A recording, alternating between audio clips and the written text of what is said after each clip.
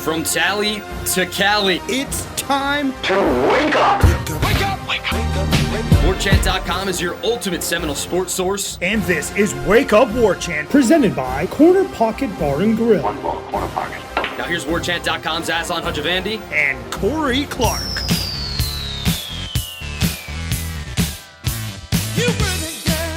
Wake up! What is up, everybody? It is Wake Up Warchant, presented by the Corner Pocket Bar and Grill, Tallahassee, Florida. Coming up on today's show, practice observations from Tuesday. Wake Up Warchant, presented by Corner Pocket Bar and Grill in Tallahassee, Florida. Check out the website, cptallybar.com, or pull up their, or rather, pull out your phone, pull out your camera, and then the logo of our show, QR code, gets you right to the website. You can place your order online. But as we say all the time, once you do place that order and you pick it up, you'll be like, I think I'm just going to hang out here and eat it. Seems pretty cool in here. So check out the Corner Pocket Bar and Grill. Check out warchant.com.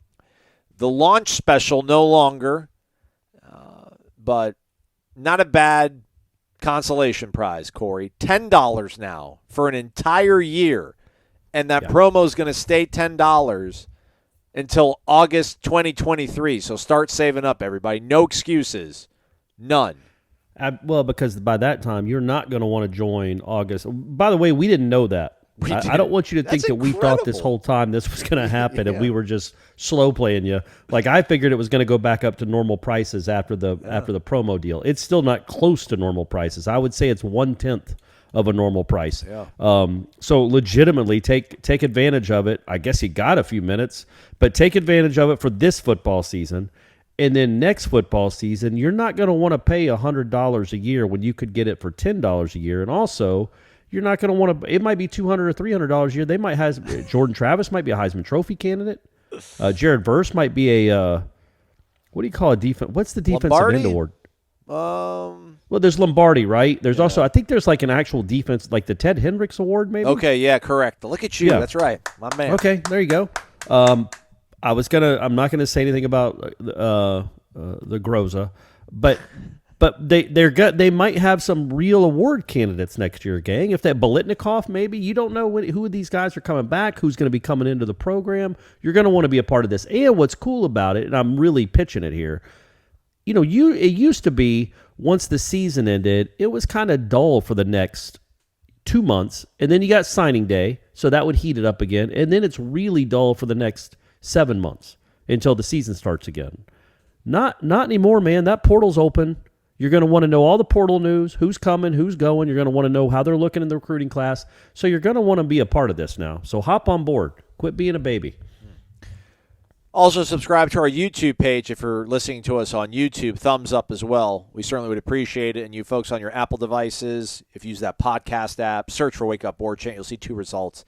Hit the one on the right. That's the one you want to pull off of. So we'd certainly appreciate that. All right, let's get to it then, Corey. Probably not a lot on the bone for you folks on this show, but we'll be live later this evening, 6 p.m., Corey and myself. Live edition of Wake Up Warchant presented by Corner Pocket Bar and Grill, as well as DeLuna Coffee. And then we'll do Renegade Express on Friday's show. So we got you covered. And then no happy hour because they're on the road. But we'll still have a pregame show, a watch-along. Jeff Cameron will make his triumphant return to that. So we'll be ready, rocking and rolling, and then the postgame show as well, obviously. All right. Is it no Dominic this weekend? Yeah, I think, correct. He had a prior engagement that he let us know about when we first had this all settled up. So I think Jeff was a huge hit during the Louisville game, if I'm not mistaken. I think that game he hopped on with Tom, and everyone loved it. So I think what's cool about it, and look, I love the Dominic stuff too. Like, Dominic is very analytical. He tells you why something's happening, what's happening. But Jeff turns into a fan, especially late in the game. And I love those reaction videos on YouTube, man, of like big plays happening. Like what? There had to be. Well, the one that I've watched a lot is the Georgia winning the national championship on that pick six. Because, it was such a moment in the game where people were recording the parties they were at. Because either Georgia was about to be heartbroken or they were going to wrap up a championship. In those reaction videos from all across the state of Georgia, where number one, where he intercepts it, and then they all start, then you're like, it starts building and building because he's running towards the end zone. Man, those things are awesome. And the beauty of like the with Jeff and Tom, the watch along with them is if Florida State wins, especially if they do something late to win, you get a really cool reaction shot. Those things are fun, man. Whatever happened to the surveillance video of the corner pocket of the LSU game, Corey, huh? So not only that, there's that one, and then there's the Louisville game. And they're really cool, but Bill doesn't like it because they're black and white. I've seen them. They're cool. But because it's dark in there, he keeps it dark. The security camera automatically goes to black and white. Okay. And I'm like, well, man, next time it's a close game late, turn on the flipping lights. Let's get crazy in there because it will be, and I'm going to do it anyway. I think if and when they win one of these next two games late in a really fun, cool way, I'm going to make sure I get it, and then we're going to splice it together with the LSU and the Louisville, and that'll go viral. Okay. What stood out to you Tuesday, Corey? For me, it health-wise, I think, is what everybody's concerned about. Players to see Jared Verse out there, Derek McClendon out there.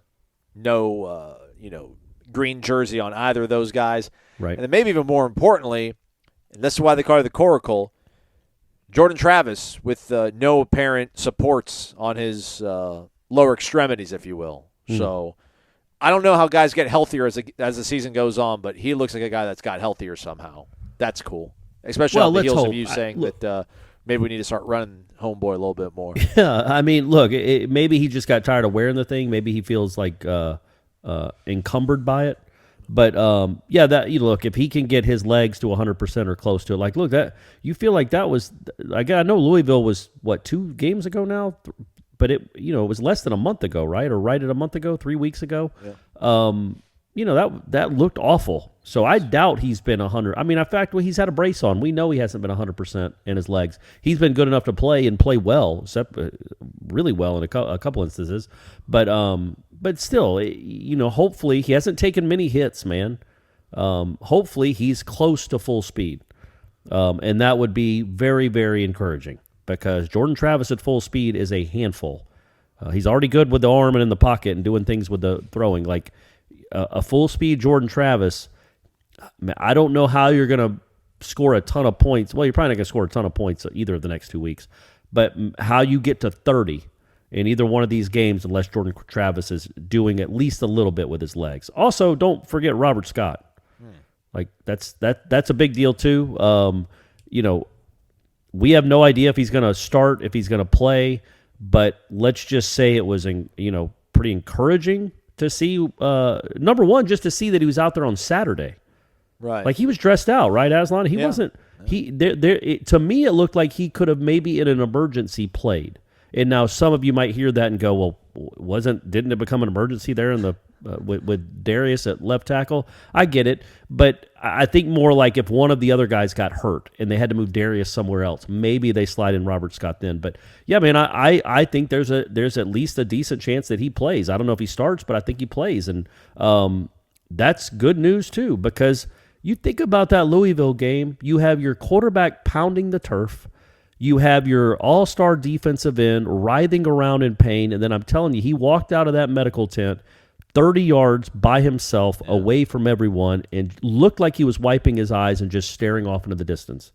So you think, okay, well, that probably wasn't great news. And then Robert Scott, the way he went out in the fourth quarter of that game. And now, your quarterback's back, your defensive end looks to be back, and now your left tackle could be back, certainly isn't out for the year. When you think about what the season was looking like in that hour and a half window, overall, I know there's going to be 2 tough games, but for the course of the season, for the overall, narrative of the season, pretty good news all around. Yeah, I certainly hope that all of them. Well, we know Jordan will keep playing. Jared obviously seems like if he was able to play 23 snaps, that he'll at least we'll get that much out of him this coming week. But Robert Scott's probably the one to keep an eye on, and we certainly will later this morning. Check out our YouTube page. We'll have footage from practice. And check out Warchant. You can read the observations as well. Yeah, boom. From Tom Lang, as well as Henshaw's house. Check that out. George Henshaw, NFL coordinator experience, was on Bobby Bowden's staff back in the day. Hangs out with Irish O'Fell and shoots the breeze about ball. Yep. So just two Matt dudes Henshaw's talking dad. ball. Yeah. Matt Henshaw's dad. You know a little trivia about Matt Henshaw? Sure, go for it. Here it is. I'll give you some. What class was it? I'm going to say it was the 2001 recruiting class. Sounds right. Yeah. Florida State signed 3 prep quarterbacks. Matt Henshaw was one. Who were the other two? Oh, gosh, 2001? They were both big names. Was it Adrian McPherson? That's one. Everyone's shouting the other one at me. No, it wasn't Ricks, because Ricks was 2000, wasn't he? Yes. It was a guy that never actually ended up playing football. Everyone's yelling at me. Yeah, I'm not Fabian. Joe Mauer. Oh, yeah, everyone. Sorry, buddy. My bad. Sorry, My bad. man. Sorry. But that's kind of cool, right? Yeah. And then Matt Henshaw became a tight end. Joe Mauer became a fringe Hall of Fame baseball player. And, Adrian McPherson did what he did. Got ran over by a freaking injury cart and then hurt him. Wasn't it the mascot, like the Saints mascot in a golf cart or something, drove around and hit him? I was thinking more about what he did at Florida State. Oh, okay. And the checkered kind of stuff he got into at Florida State. But yeah, that too. That wasn't great. Man, he was Adrian. Not that anybody cares about this. Is 20 years old. A 20-year-old podcast we're doing. But man, he threw a beautiful ball. Yeah. I don't know that I've ever seen a quarterback at Florida State throw a ball better than that. Like just the way he spun it, just the effortless way the ball would just sail down the field. It was nuts. And it just did not work out at Florida State. I like Tuesday's practice, though, in terms of the level of energy. Not to be the smart aleck guy, I figure if they would have played Gap Band, drop a bomb on me. Was it Gap Band who did drop a bomb on me? Sounds like it could have. Yeah, I think so, man. If they would have played that last week, they probably would have beat Wake Forest, but they decided to play Toto's Africa. So. Only for a minute. Well, Only for a minute. that We brought that up though. on headlines. And I was like, man, I don't – and Ira rolled his eyes because, of course, he did. I'm like, man, I don't think the music had anything to do – like, I don't think they practiced poorly because the music was bizarre. I just think it led to what that Tuesday practice felt like to us, which was just kind of I don't know. It just didn't seem to be all that intense. Average. I think he even cited. He definitely did. Yeah, but he did. He wouldn't blame him. But I'm thinking like the fact that the soundtrack to an average practice was Blue Oyster Cult, Billy Blue Idol, Oyster Cult, and and Bon Jovi and Toto. It just made it that more magnified and noticeable. It was good to see Amari out there, too. I feel like Gap Band's playing, reverberating, and they're dropping bomb. Huge, ooh, baby. And then Amari's going fast, and it's like, all right, everyone's juiced up. I thought Malik McClain had a pretty good day of practice, too, so maybe it's his turn now. Darion's had a big game. Johnny's had a big game. Pokey's had a big game. Micah had a big game last week. Maybe it's Malik's turn. What else stood out to you from Tuesday's practice, Corey? Let's see. I covered all of them. Sorry. You did it all. I would say... Or now, do we know now maybe? Like because again, we've talked about we don't see other teams practice. And Mike Norvell usually puts a good spin on things. I don't want to say spin. I think he usually comes in when he speaks to us, he's honest about what he sees and feels, and it's usually he enjoys and likes what he sees from his team practicing. But, seeing the way they practice on that Tuesday versus how they practice this Tuesday. I mean, if that was a thing, if that was a real thing, the way they practiced last Tuesday and it affected their execution in the game Saturday, then have to feel good about where they're at now this week, looking at kind of micro-level thing. I think so. I think it was a good practice. I think they were pretty sharp, and also think that he when he talks about a practice afterwards, he won't ever say, "Man, we were terrible. This was ridiculous." He'll just say it wasn't to the standard we want. Yeah. There were some good moments, but I didn't like what I saw. Little things. He won't be incredibly blunt, but he also won't lie if it wasn't a good practice. And so, the fact that he thought it was a good practice, he'll say solid, not good. He'll use the word like solid. Solid. But the fact that he said good, and I agree, I thought it was a pretty good practice. They're dealing with some things. Not even guys that won't play. It's just they're banged up, man. It's October in the middle of a football season, a college football season. They're banged up in multiple positions, just like every other team in the country. So it's hard to know. It's hard to get a sense of like guys that are going to play a ton, how well they're practicing necessarily. But you do like the competitiveness, and you do like when it's a lot of it is one's versus scout on both sides. And I didn't see a ton of the defense versus the scout, but I did see a lot of the ones versus the scout defense, and I thought they looked good. Thought it looked good, normal Florida State offense. I think that what people might be interested in Aslan, because I don't think this has happened before, is that our man, the walk-on, number 97, Aiden help me with his name. Shariari. He kicked 2 field goals there in that period of field goal special teams practice, just like Ryan Fitzgerald did. But they look a little bit different, though, huh? Maybe. I don't think they normally do that.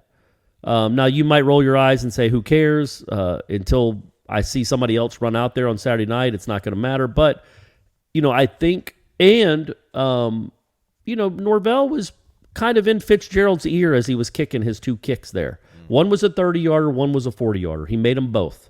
One came off his foot, not great, but it got in there. And then Shariar, Aiden. Just call him Aiden. Aiden. I'm going to call him Automatic. Aiden Matic. He made both of his kicks too, and Norvell did the same thing to him. Kind of got right by him as he was kicking, and we don't know what he was saying because he's on the opposite practice field. But clearly he was trying to distract him or say something. But I think that tells you that. And they're letting Fitzgerald know, not that he wouldn't anyway. He knows the score, he knows the deal. That there might be a real competition this week. So Fitzgerald made both his kicks in that little period, and so did Aiden. And we'll see. I guess we'll see today, or Aslan will. He'll be there. I will not. We'll see if that continues, and if they get more kicks, and how that evolves moving forward, and who trots out there for the first kick on Saturday night. Yeah, I almost think you understated it. I kind of feel like I buried the lead now. That probably is the biggest takeaway from Tuesday's practice, though, because to your point, we would see in period 2, and there's footage of it from last week because he missed an extra point against Boston College, Fitzgerald, and I was like, all right, well, maybe we need to start monitoring this situation a little bit more. And during period 2, when it's kind of individual segments, both those guys were kicking, but I can't remember seeing them do full on, special teams 11-on-11 kick segments with their kick units where they have both those guys trying field goals. And like you said, they've got this portable speaker that they wheel around when they go outside to keep the music blaring. And since it's an away game, it's mostly just crowd noise. That's just it's awful. It wears on your psyche. It's ambient white crowd noise. Ugh, and loud.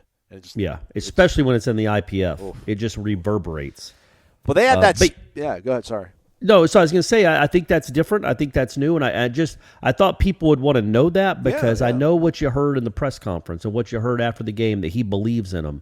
But he also believes in trying to win, and he's not going to just run a kid out there over and over again if he can't make field goals anymore. So, I think they're trying to come up with a backup plan, and they'll see if it's, if he has a good enough week that they give him a shot. I will say that the ball seemed to come off his foot pretty well. He doesn't have as big a leg as Fitzgerald, but, man, you don't need a big leg to make a 35-yard field goal.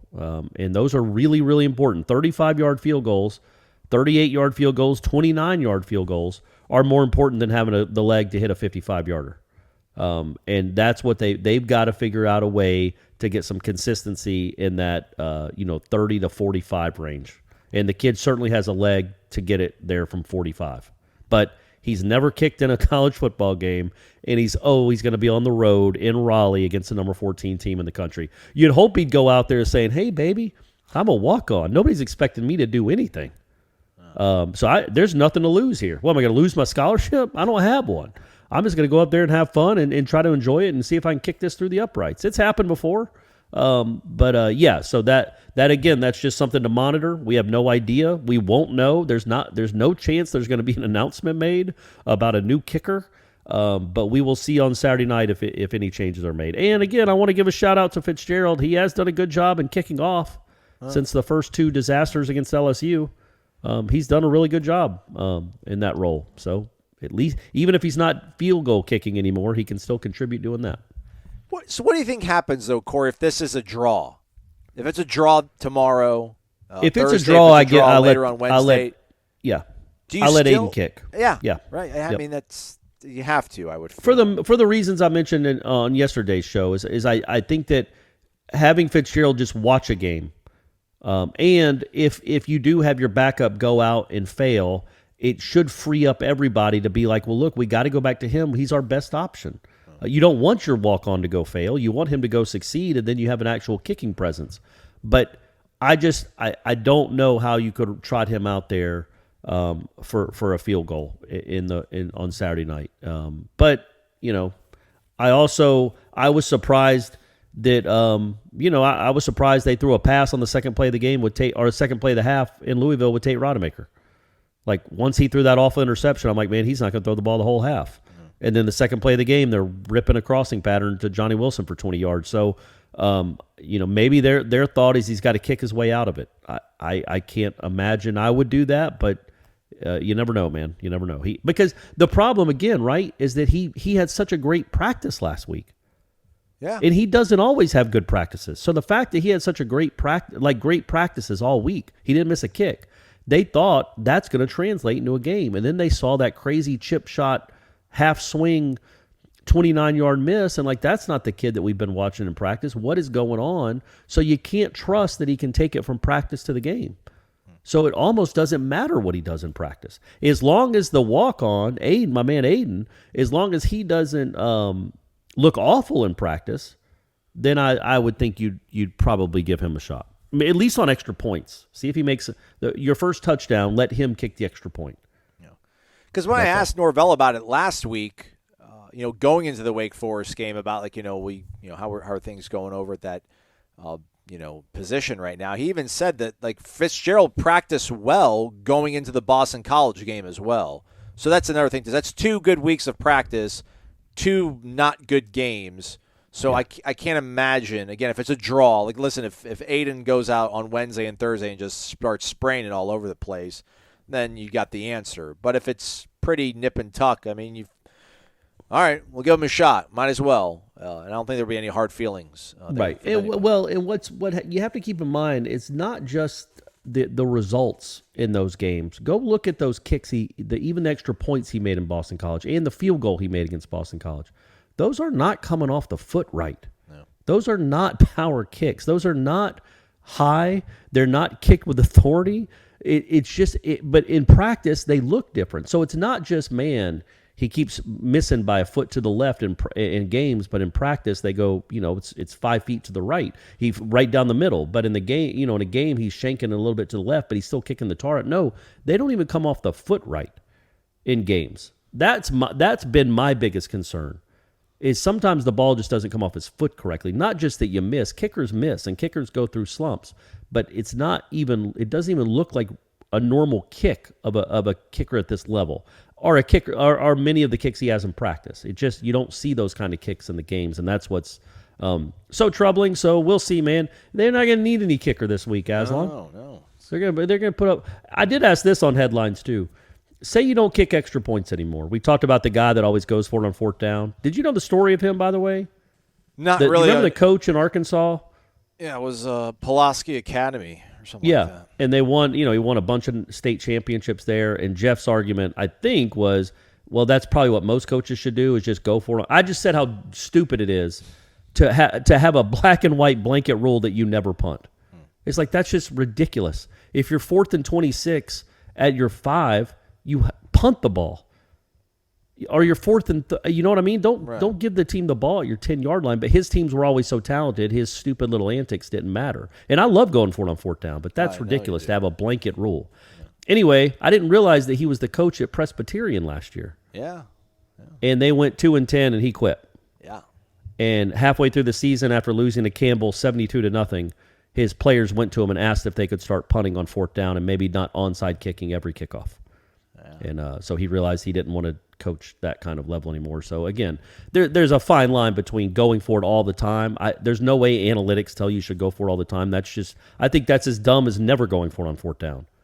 Coach to your team and coach to the situation. Coach with a little gut. But anyway, but Mike Norvell is probably going to start going for it a little bit more on 4th down now with this kicking situation. But what if he went for 2 every time? And what if the 2-point play was always just a throw, a jump ball throw to Johnny Wilson? Just one-on-one coverage? If you threw, because they're not going to put 2 guys on him on a 2-point conversion, if you threw it to him 5 times from the 3-yard line, and I'm not talking about a fade route like the one that Rodemaker threw, though that was a high-level catch and throw. I'm talking about the one that Jordan Travis threw on Saturday. Just kind of middle of the end zone, kind of lob it up, let him box the defender out, and just jump up and catch it. If he doesn't catch it, he's probably going to get interfered with. But if you did that 5 times, how many times do you think he'd catch it? At least 3, yeah. Right. So you're ahead. That's 6 points instead of 5 extra points. I know that I love the 2-point conversion they ran to make it 28-21. That was really cool. Maybe not so much the first time, but I just feel like, man, you could just say, hey, we're going to throw it up to this big kid here. See if you can defend it. You probably can't. You do that every time. You feel like the worst you're going to do is 2 out of 5, but you're probably going to do 3 or 4 out of 5, and you're gaining points. But again, we'll see. Like Norvell might be coaching like a wild man if this kicking situation never gets figured out, because he's not going to have a choice. We'll see if there'll be a wild one in the bounce house later tonight. We got Wednesday night football. This one rescheduled due to Hurricane Ian. Yeah, UCF taking on right. SMU. Oh, that's SMU's pretty good, right? Well, no. Well, apparently SMU's lost a couple games here, and apparently a bunch of their players plan on sitting out the rest of the year to preserve their red shirt and transfer out of there. Oh, sweet. They still got Dickerson, though, right? Dickerson and Craig James? Yeah. And okay, Lance good. McElhaney at quarterback, so Okay, watch good. out, everybody. UCF a 3-point favorite, over under 63. You want to throw any advice out there, Corey? Get us on the right track. I feel like I'm mush right now. All I know is that's the teacher versus the pupil. Rhett Lashley coached under Gus Malzahn forever. Yeah. I think actually national title game. Brett was with them. Too bad there. Rhett couldn't figure it out. He's the one that said they could have named their score if they'd have done a few things differently on offense. I mean, if you're telling me that half of the team for SMU is going to sit out. Not half, several. More than like 5, I think. Oh, well then, man, that's not great, is it? No. Then I'm going to say UCF, especially if it's at the bounce house. Yeah. Okay. Yeah, I'll say UCF. They're only giving up 3? Correct. Yeah. Correct. Yeah, I like that. I like that. All right. Go to mybookie.ag. Use that promo code WARCHANT when you make your first deposit. It will instantly get matched dollar for dollar. Double deposit bonus. MyBookie.ag, who loves you. And Florida State, still 3-point underdog against NC State in Raleigh. 51 is your over-under. I think that's mainly because NC State's offense hasn't looked all that beautiful. So, no offense. No, it's not to good. Noles. And they don't have great skill players. They have the slot kid that's going to be a pill to cover. Thayer Thomas. But they don't look great out wide other than him, and they don't seem to have great running backs, and their offensive line isn't overly impressive either. No, they've not been good at all, really, offensively, which is a surprise. I mean, they've got a very good quarterback, but you see what happens if you're not great around a quarterback, then the quarterback can't be great. And they've really struggled. And I also thought it was interesting. Doran was asked about. I mean, it's a read, buddy. It's a read. Oh my word! We need hey, segments MyBookie, in everyone. MyBookie.com. It's mybookie.ag. Use that promo code WARCHANT. Whatever. You know what it is. It's mybookie.ag, gang. All right. NC State. Dave Dorn said something, Corey. He did. He said that he was asked about Florida State. He said they looked a whole lot better than they did last year on film when he was watching them. Same thing Clausen said, and he won too, but whatever. But he also said that, and I thought it was cool of him to admit this. He said last year when they watched Jordan Travis play, and even though they didn't have to face him because he ended up not playing because he had the flu, he said, I saw an athlete playing quarterback. And he goes, now I see a guy just playing. I see a really good quarterback. He makes all the throws. He has poise. He stands. It's what we've all noticed.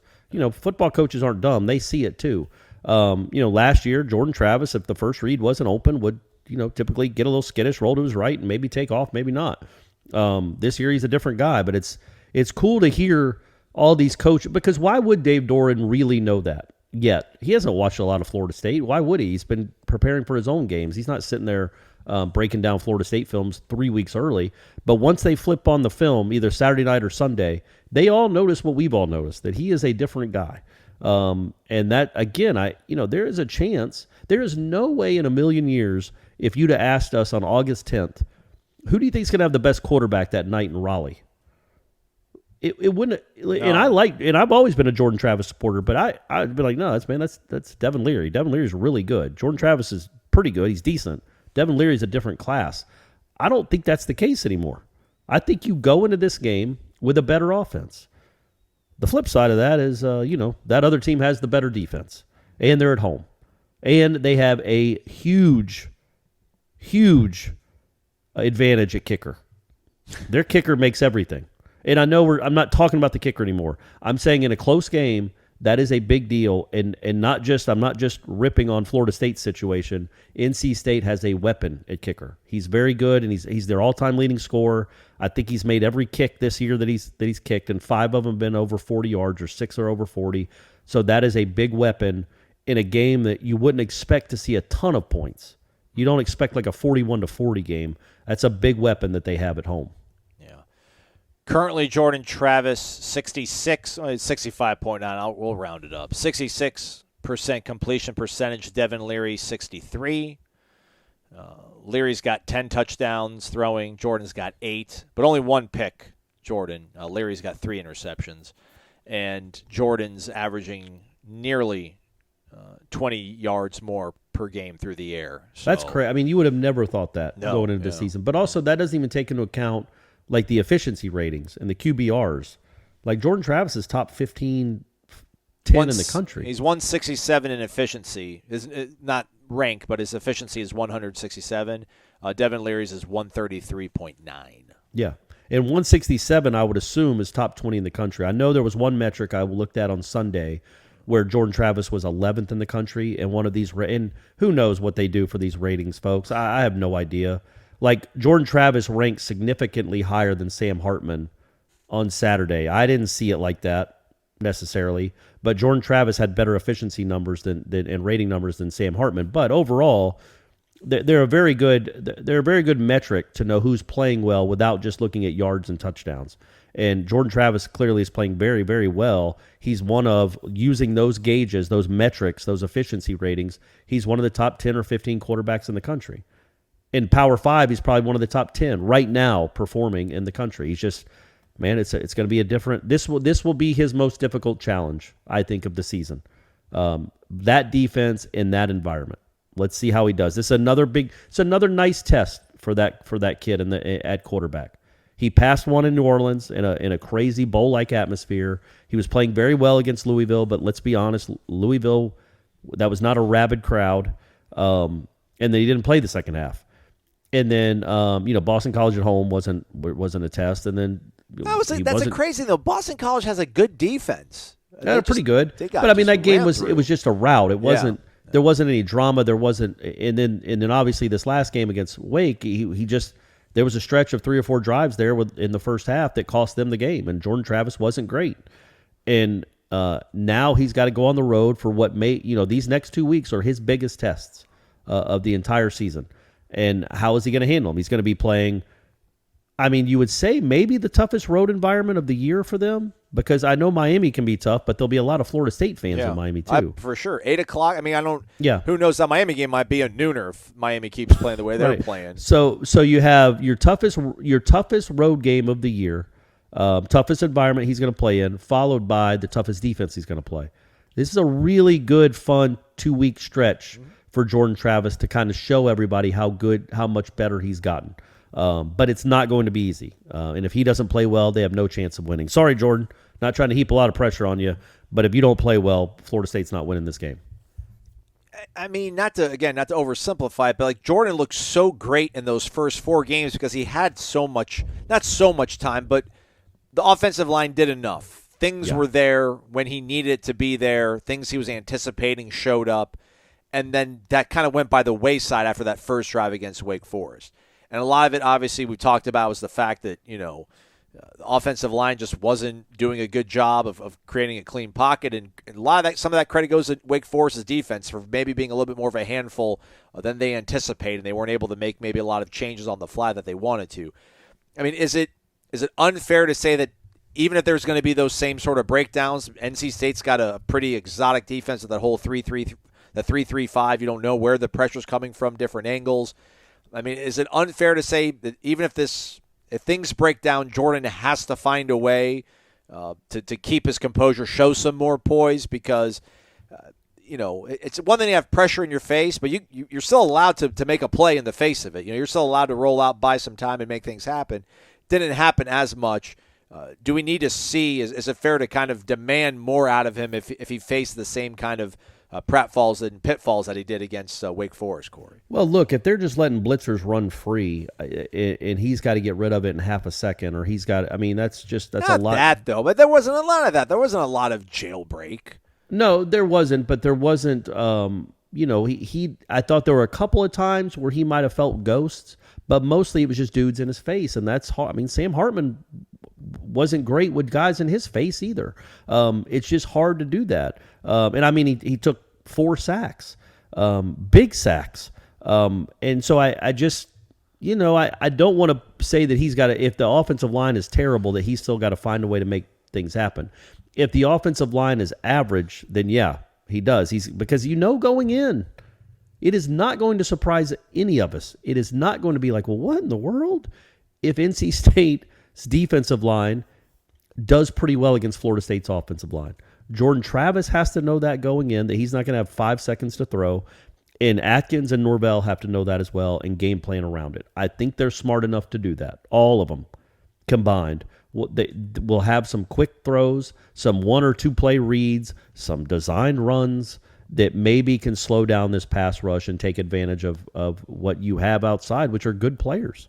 You have good skill position guys, man. You have, I mean, really, man, when you look at this, and I haven't looked at I've watched all the teams in the conference play, but not every game. You could make an argument, I think, that Florida State has one of the top 2 or 3 skill position groups in the conference. Mm-hmm. I mean, those running backs are pretty good. The wide receivers are certainly proving themselves, and you also got the quarterback, if you want to count him as a skill guy. Go show it. You got to go make plays. You're going to have opportunities to go make plays. So, yeah. But, look, Jordan, I will say this, and I thought Jordan was okay. He was fine in that Wake Forest game. He's got to play better for them to win this game than he did against Wake Forest. He didn't play horribly against Wake Forest. Better decisions. He's got to keep on some of these. And, that last drive of the first half, if you guys go look back on the last first down they had before the field goal came up, they ran the ball. They kept running the ball all the time. But on that last first down they ran the ball, and then they had 2nd and 8 maybe. Yeah. Or maybe it was 2nd and 12. I don't know if they lost yardage on that play. It was 2nd and 8. Yeah. That play was an RPO. And if you go back and look at it on the top of your screen. And he handed it to Trayshawn, right? It was Micah and Pokey up top the screen, and Micah got right on his dude and was blocking him, and the guy was 5 yards off Pokey. So if you throw that ball out to Pokey, at worst, you're probably getting 6 yards. I mean, you're gaining 6 yards there, but you also have momentum to maybe get a first down, and maybe that even gets the field goal through if you're 6 yards closer. And again, not to boil everything down to one play. Darius's play was a huge factor, obviously. It's kind of cool though that there's these multiple moments in games that everything matters now with Florida State, which is kind of cool. Last few years it was like I don't know what the key play of this game was, but things like that too. Hopefully he'll be a little bit more comfortable, maybe with that brace off. Maybe he feels a little bit healthier. It just seems like so many things just were out of sort for him last week, and it's not all his fault. But he controls. I mean, he's the trigger man of all this. If he sees some of these things a little bit better against NC State, even if things around him break down, I'm just hoping he's got a little bit more, his feet underneath him with maybe another week of health on his side, that he can make those right sort of decisions, because that does swing drives and sequences and gets you some points and affects how the rest of the games are played. Isn't it crazy too to think about you think John Elway could have run RPOs are any Joe Namath? Back then, I think the quarterbacks were their own offensive coordinators, if you can believe that. They called their own plays back in the 60s in the NFL. But, that's a lot of decisions. He's got to check into the right play. He's got to give the offensive linemen essentially their blocking assignments, their protection, their coverages. And then he's got to decide in a split second, am I going to give it to my tailback? Am I going to pull it out of his belly and run to the left? Or am I going to pull it out and throw it? And I know you can say it all depends on what the pre-snap look, but there's also some of it is dependent on what he sees as soon as the ball snapped. It's just amazing the amount of decisions, the amount of choices that these quarterbacks have in every play of every game with the RPOs, because to a lay person, you're going to look at that and go, why'd they call a running play on 2nd and 8? And I don't even know. I don't remember the play on 2nd and 20 after they took the shot with Toafili down the sideline after Darius's hold. and he missed Toafili by like a yard and a half down the sideline on what would have been a touchdown. I don't know if that next play is an RPO or just a straight handoff. But yeah, you know that play, it's an RPO, and so it looks like Norvell just lost his mind and called a run to the right. Are you talking about the second and 20? Or the second and 8 player? Yeah, the second and 8 at the 12. But and I get it. They did not want Wake Forest to touch the ball at all again that half. They won the score and again to halftime. So I get them wanting to run the ball a little bit more. But that was a safe throw that would have kept the clock running and got you yards for sure. Yeah, yes, but it's his decision to hand it off to him, to keep it and run, or to keep it and throw it, and it's just that's a lot of plays that all these quarterbacks that do this RPO stuff. It's just amazing what's put on their plate and how many decisions they have to make. But that's not a good decision, and there were a few he made that just weren't good decisions. I thought there was one time that was interesting when it was I think it was 21-7. And they had to punt. It was like a 3rd and long, a 3rd and 17. And he thought he got pressure and dumped it off. I think it was an incomplete pass, or maybe it was a 2-yard pass. I can't remember to who, but there was no way it was going to get a first down.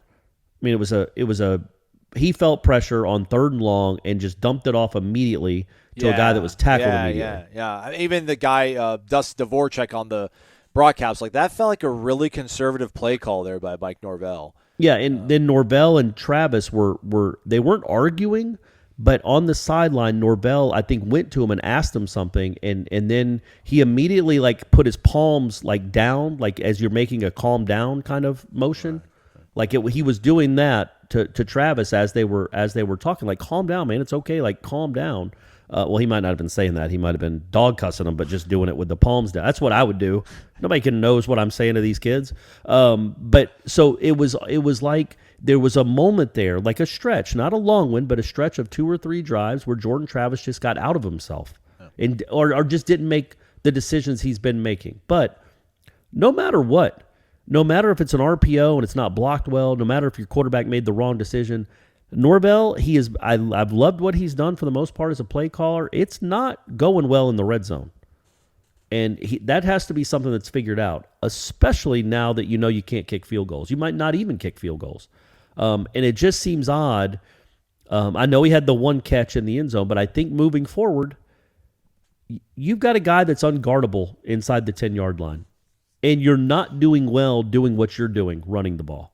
Or your red zone offense is not producing at the level you want. You've got a guy that's playing really well, is right now, not trying to jinx it, is catching most everything thrown to him, and is really hard to guard. I just think even if you have to go to the Greg Carr offense, man, that seems like it's easy stuff. That was the easiest red zone touchdown they've had all year, was just tossing it up to 14. So maybe just keep doing that. 111th in the nation right now in red zone offense. And last year they were really good. They were really good last year. Yeah. Now part of that is they've missed. I don't know. He's 4 had of 9. Two. Is that his field goals right now? Is he 4 of 9? He's 4 of 9. But also they've had some 4th downs that didn't go their way. Yeah, I think they've had at least three drives inside the red zone. They didn't score. They didn't even attempt a field goal. So yeah, that's a lot of missed opportunities inside the 10-yard line, and not one time have they thrown like from the 10 or the 12 or the 7, just a nice little jump ball, basketball lob pass to Johnny Wilson, and it not resulted in a touchdown. Yeah, bring it back. Go to that more often. Bring back the Jackson State playbook. Instead of throwing it to Malik McClain this time, throw it to Johnny Wilson. He'll catch it. Hey man, yeah, it's not hard to do. You might only have him for 7 or 8 more games. Use them. Don't say it. He's sticking around. Everyone loves Tallahassee. He's in love with it. It's NIL money, right? Get that NIL money together. That's true. Good call. All right, that's a wrap for us then. Anything else you want to touch on? Anybody need to thank or shout out, Corey? You remember anybody's name? All these nice people that you meet and tell you how much they love you, and you can't even remember their name. You remember anybody's name? None? No. Just again, I thank all of you guys for being nice, and I would like to thank the Atlanta Braves. Oh yeah, how's it winning? You guys won a pennant, huh? Well, won the division. We're 10.5 back on June 1st, and tracked them down. And finally put on the game 161. They clinched it, and nice. I was doing some math, and it's the 21st division title they've won in my lifetime. They've won 22 division titles, which is the most in Major League Baseball history. But they've also won 20 in the last. They've won more than the Yankees, or something? Yeah, because they haven't had divisions for that long. Oh, okay. Divisions came right, around in right. 69. And then but they've won 20 division titles since 1991. So in the last 32 years, they've won 20 division titles. Oh, you poor. And you can sit there and say they've only won 2 World Series. Well, hey, they still won 2 World Series. No one does. You say that. You're the one that said they've only won 2. Everyone, it's not bad being a Braves fan. No, it's great, man. It's great. But it's really. I mean, that was I did watch most of the game on Tuesday night. I did not watch the final 3 outs with Kenley Jansen. I went and took a walk. We're back. I thought I'd gotten over this. So it's Mr. October has returned. Corey Clark. I was going to say, in the room. Apparently I have not. I made Brady go to bed, and then I walked outside for 15 minutes. So I don't know what's wrong with me, people. I do not know what's wrong with me. I just don't want to screw with it. We'll see. We'll see how this next month goes. Part of me, and I'm not being. This isn't a reverse jinx. Part of me wouldn't be the end of the world if the Braves did not go all that far this year.